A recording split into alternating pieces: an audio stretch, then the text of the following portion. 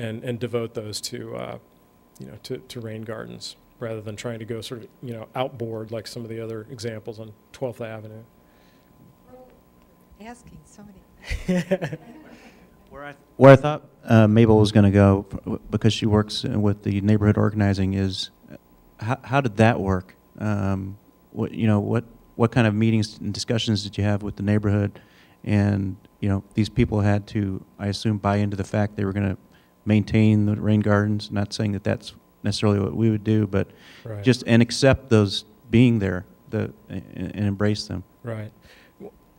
Just to be clear, again, I didn't design the ones in Portland on Siskiyou Street, just using them as a precedent. But and I don't know the details of the answer, but I suspect there must have been some sort of public, process for open houses or a workshop or something like that, where the idea was presented and explained.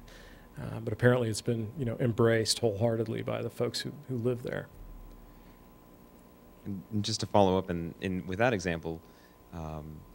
So that took maybe 2 or 4 parking spots down at the end of the street. Did that example have large trees or root systems that you would have to deal with? I mean, you were outside of the curbway, Right. The parkway, but did the roots protrude under the street, or is there a concern along those lines? I noticed all the Bloomington ones, the trees went and they were gone. Yeah. Are there ways to work with existing large trees?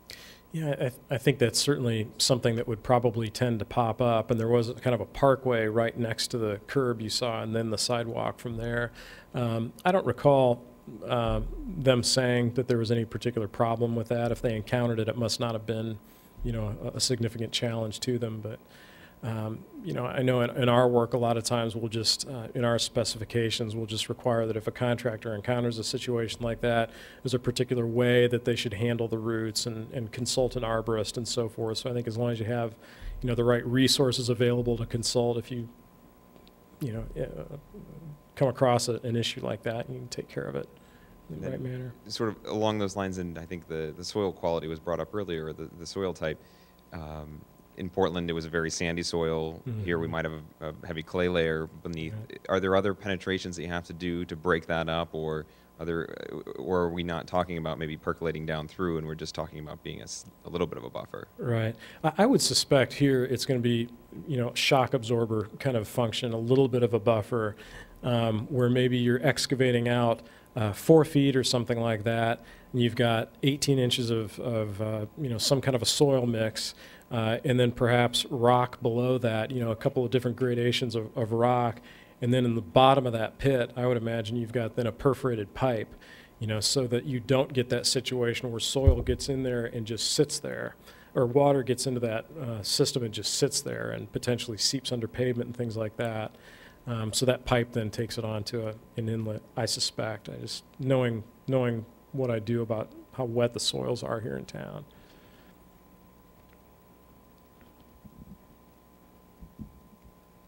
Actually, since it's here, I'll ask a question. Sure. So the way the rain gardens were cut into the road, I noticed they were across from each other. Mm-hmm. But that really wouldn't have to be the case. Potentially they could be staggered so you wouldn't have the traffic pinch so much. Is that right? Sure, you could, yeah. Okay. I think what they were doing there was just knowing that they'd grab it, just before it got into a storm inlet, so they were just trying to treat as much water as possible. They didn't say this, but I suspect, when you pinch the street down like that, it also functions as a traffic calming device. So if they were staggered, you might receive less benefit as a traffic calming measure.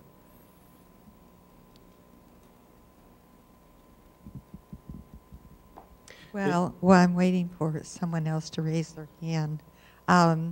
Would you talk about 3 other items that we've sort of kicked around as possibilities to add along with the concept of rain gardens as ways to hold back the water before it gets into the infrastructure, and that being rain barrows and cisterns and permeable pavements and bioswales and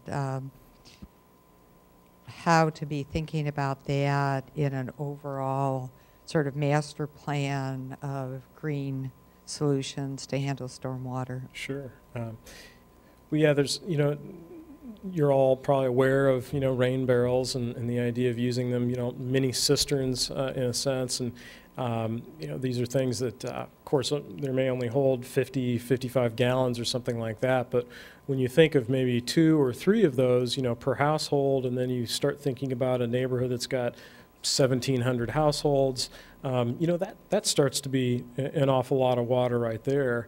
You can do an awful lot of good, again, sort of micromanaging the water that way. Permeable pavements are something that are being used more and more now in the Midwest. It's something that I think was used more frequently in the last few years in warmer climates. There was a lot of hesitancy about whether or not permeable pavements would hold up in our climate. And I don't know, is everybody familiar with that, with the idea of permeable pavement generally? You can do it with sort of unit pavers that have holes between them, and water percolates down through unit pavers like a brick paver sort of. The thing that is getting used more and more often these days is permeable concrete. It's a concrete mixture that doesn't have many fines in it. And so it's basically the rock and the aggregate in the concrete, and then the paste that holds it all together. When you mix it up in the right proportions, you get a pavement section that's got a lot of holes in it. It's like a very stiff, sponge or something. There's always been concern about freeze thaw with permeable concrete. Water gets in there, it's going to freeze, it's going to blow it apart. How does that work? But what has been our experience and what we've been told by a lot of sort of concrete experts is if the entire pavement section is designed correctly, there shouldn't be any water in there to freeze and thaw, because these things are typically sitting on fairly deep beds of real free draining stone, quite often, again, an underdrain below them and so forth to carry water away. So not to get into the details of it a lot, but that's something that could have a tremendous impact. You start thinking about an entire neighborhood and all the driveways and neighborhoods and how much pavement that adds up to. You could potentially get a lot of things accomplished there. Again, in a situation where you've got really saturated soils just kind of all the time, not sure how well permeable pavement would work. You'd really have to underdrain it and have that thought through. I know Chicago is implementing a program where they're going into their alleys. They've got this green alley program, and they're using permeable pavements in alleys because they're just realizing how many square feet of impervious surface they have in their alleys. Green roofs are another. Yeah, go ahead, Roland. I'm not aware of anybody doing streets. Our firm has used it in parking lots, but not a street yet. Green roofs are another thing that can really serve to slow water, and again, that's also technology that has advanced a lot in the last few years.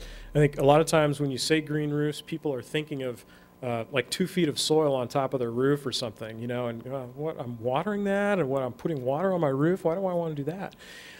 The systems that they have developed now have gotten to the point where they're quite often sort of in trays, like maybe a 2x4 tray.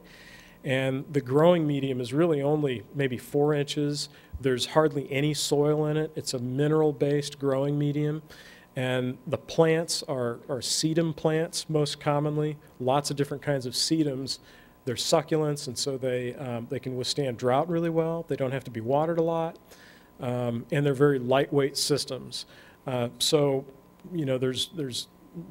there's no damage that's getting done to your roof. After an initial establishment period, you're not going up there and watering it and things like that.